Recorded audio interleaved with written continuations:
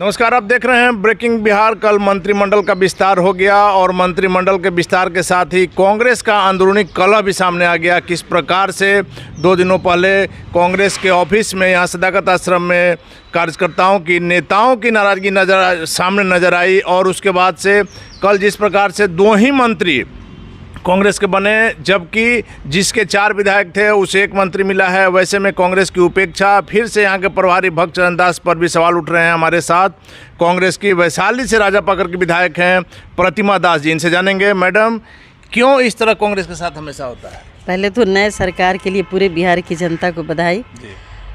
और कांग्रेस के साथ ये देखिए, कहीं ना कहीं आप अपने पार्टी और अपने नेताओं के साथ आपका कोऑर्डिनेशन नहीं रहेगा तो यही सब होगा।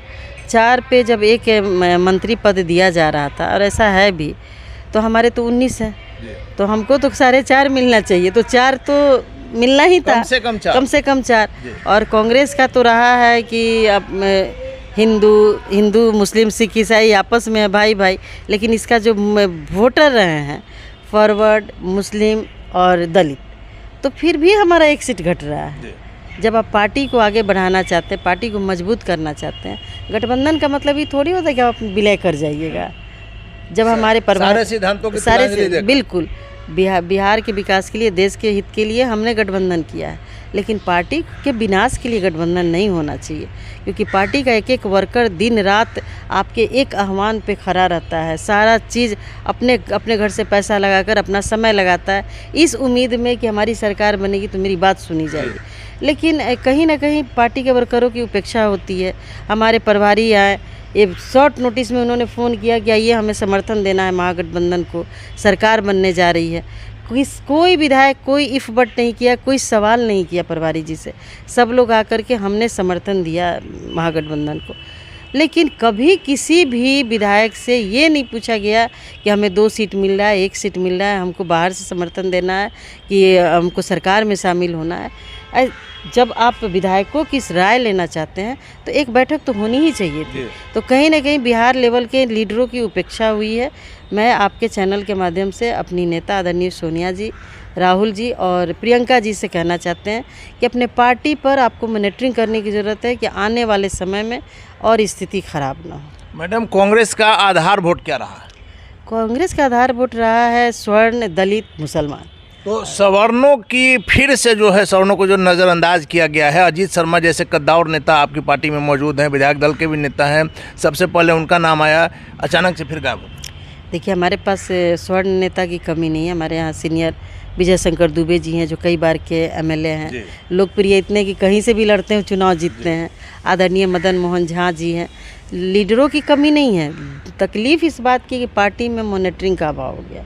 और पार्टी के जो बिहार प्रभारी आते, पता नहीं क्या सोच के, मैंने पिछली बार भी कहा था और आज भी मैं कह रही हूँ कि प्लीज़ आप लोग पार्टी को बचाइए, पार्टी पे ध्यान दीजिए। गठबंधन तभी होता है जब हम मजबूत होते हैं। पार्टी को मैडम, जब खेवनहार को ही जानकारी नहीं रहेगा तो नाव पर सवार सारे लोगों की जान संकट में रहेगी। बिल्कुल, देखिए, सबसे बड़ी बात है कि वर्कर हम धीरे धीरे इतना अब दया के पात्र बनते जा रहे हैं कि हम जब चुनाव लड़ने जाते हैं तो हमें बहुत तरह की समस्या, मैं खुद चुनाव लड़ के आई हूँ और कितनी यातनाएं मैंने सही है गठबंधन की, मैं बता नहीं सकती, वर्करों द्वारा। चूँकि नेता का तो गठबंधन हो जाता है, वर्कर का गठबंधन जल्दी। मैडम, ऐसा भी कहा जा रहा है कि इस बार भी मंत्रिमंडल कांग्रेस से कौन रहेंगे मंत्री, इसमें लालू प्रसाद यादव कहीं चले। देखिए, वो हमें नहीं पता, हम तो बस यही जानते हैं, हम अपने पार्टी के आला कमान और प्रभारी से कहना चाहते हैं कि आप जब बिहार में विधायकों को बैठा के आपने बैठक की कि हमें महागठबंधन को समर्थन देना है, फिर आपने बैठक क्यों नहीं की कि हमें समर्थन किस तरह से देना है? मैडम, एक सवाल और उठता है कि जब अपना फायदा आता है तो सारे नेता सारी पुरानी बातों को भूल जाते हैं। आपको याद होगा, आपके प्रभारी को लालू प्रसाद यादव ने भक्सोनर दास कहा था, वो सारी बातें भूल गए और फिर से जो है देश हित में, जनता के हित में आप लोग नहीं, नो कमेंट। वो नहीं, देखिए, उनसे उम्र में बड़े हैं, वो अपना उनका बहुत, वो लोग साथ में रहे भी हैं, उनके जूनियर हैं हमारे प्रभारी, इसलिए इस पर कोई कमेंट नहीं।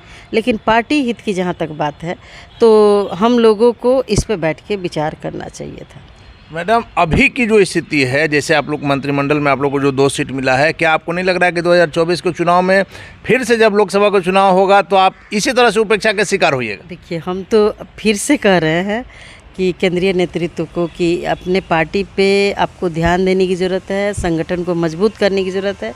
और कांग्रेस पार्टी ने हमेशा से देश हित में काम किया है और कांग्रेस को पूरे देश के लोग बड़ी उम्मीद, बड़ी निगाहों से देखते हैं कि देश को समस्या से यदि उबार सकता है तो कांग्रेस पार्टी उबार सकती है। मैडम, आखिरी सवाल मेरा यही है कि बिहार में कांग्रेस काफ़ी मजबूत स्थिति में हो सकती है, लेकिन यहाँ के प्रभारी सही नहीं रहते हैं, केंद्रीय नेतृत्व यहाँ पर ध्यान नहीं देता है, जिस कारण से बिहार कांग्रेस की यह दुर्दशा।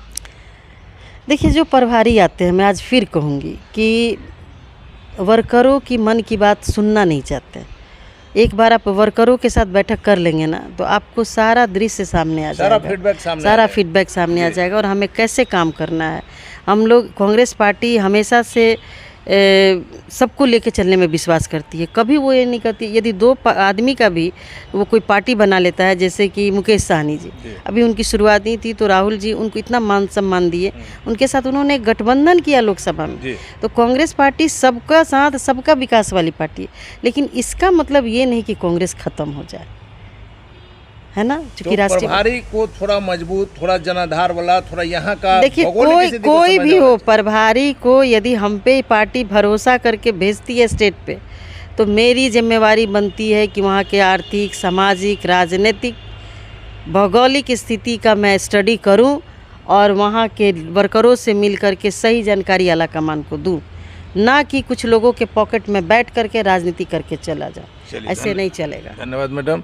तो ये थी हमारे साथ प्रतिमा दास जी, जिनका साफ तौर पर कहना है कि प्रभारी वैसा होना चाहिए जो यहाँ की स्थिति को समझ सके, कार्यकर्ताओं की भावना को समझ सके। यदि प्रभारी सही रहेंगे तो बिहार में कांग्रेस अच्छी स्थिति में आ सकती है। आगे क्या होगा देखना काफ़ी दिलचस्प होगा। फिलहाल आप बने रहें ब्रेकिंग बिहार के साथ।